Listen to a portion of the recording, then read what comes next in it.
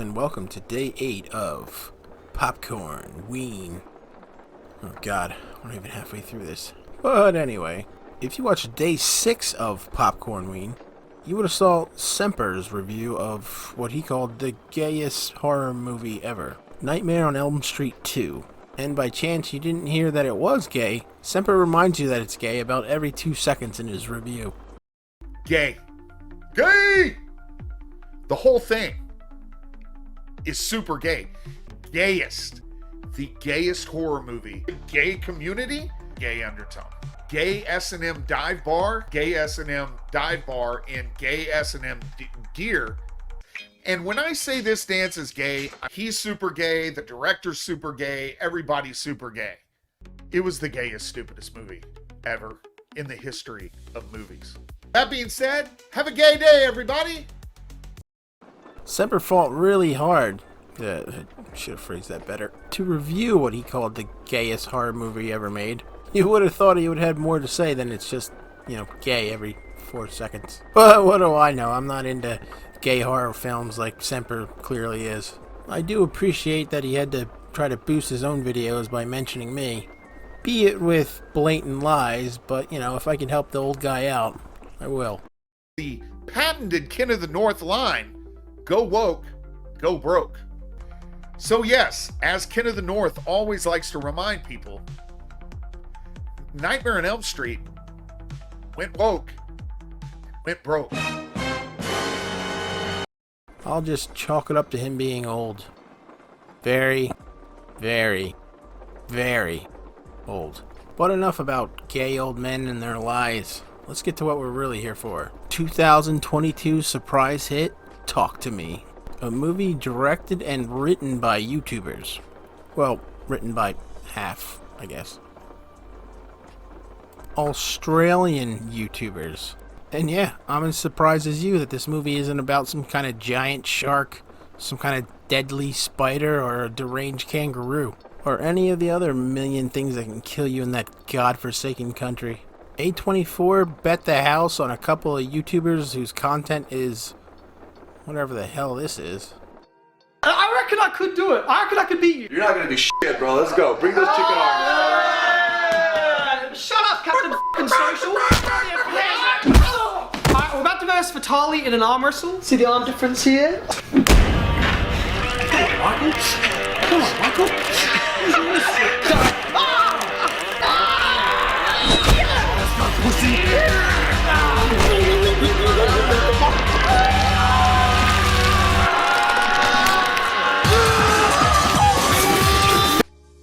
6 million subs. God, I hate YouTube. Somehow, A24 handed the guy with a bad bleach job and his less downsy twin brother $4.5 million. And not only did they not fumble the football, they became A24's highest grossing horror film with $92 million. Man, imagine what I could do with $4.5 million if I wasn't running this channel with a hipster weed addict and a old prospector who's addicted to gay horror movies. Alright, enough about what could have been. Let's actually talk about the movie. I admittedly went into this thing with very low expectations, as it was building more and more momentum, like to the point where you couldn't get away from it. Like, oh man, you hear about this Talk to Me movie? Oh man, it's so good. You hear that once or twice, you're like, okay. But after like the 30th time, you're like, maybe I should pay attention to this thing. And I was like, Talk to Me, the YouTuber movie? Okay, bud. But then I sat down and watched it. I went in with super low expectations, because I'm old enough to remember the Blair Witch Project. All that damn hype, the found footage bullshit.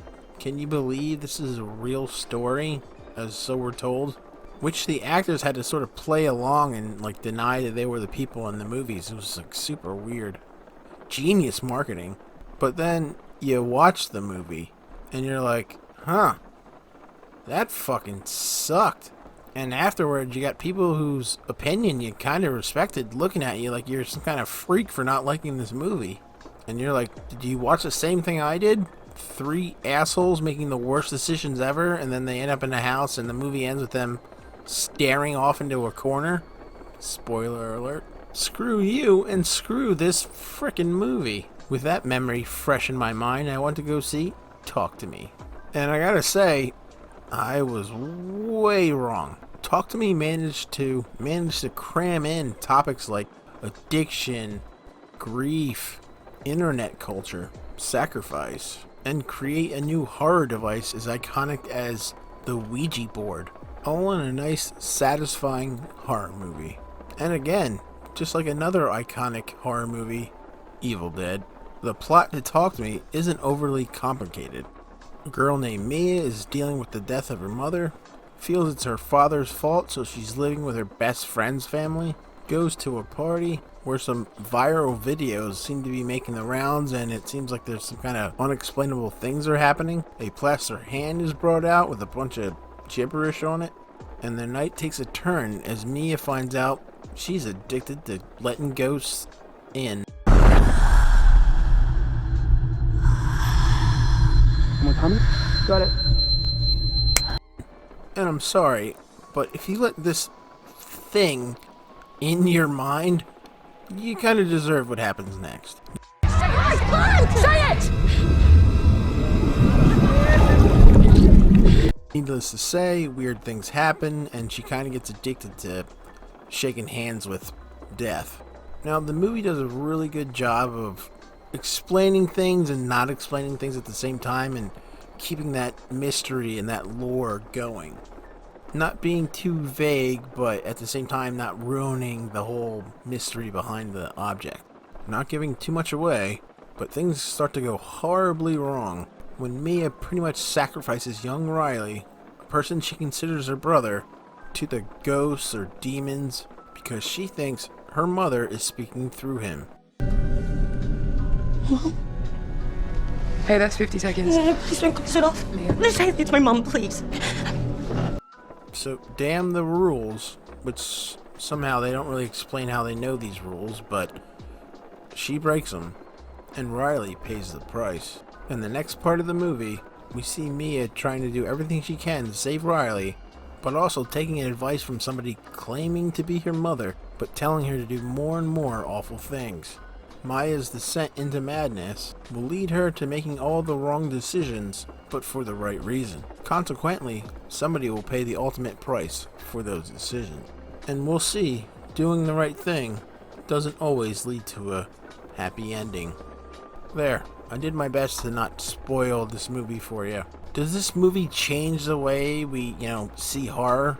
No. And it wasn't trying to. Did it use classic horror movie tropes? Yes, why wouldn't it? Despite its obvious success, money talks. I don't know the math of, a budget of $4.5 million and getting $92 million back is. I don't know the percentages. I'm not a nerd. But this movie made bank. Is it the greatest movie ever? No. But the reviews are super weird of people praising it to people oh, you used this trope or you did this or that. I was like, YouTubers made this movie.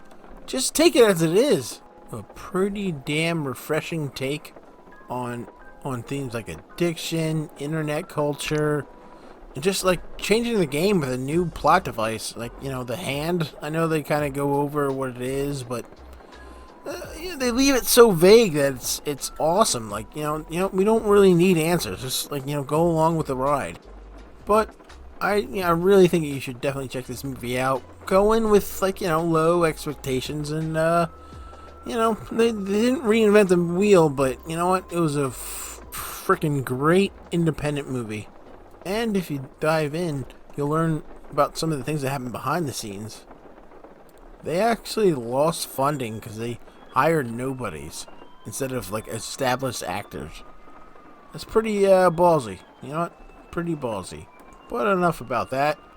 You should definitely check out the movie. And I'll scare you later.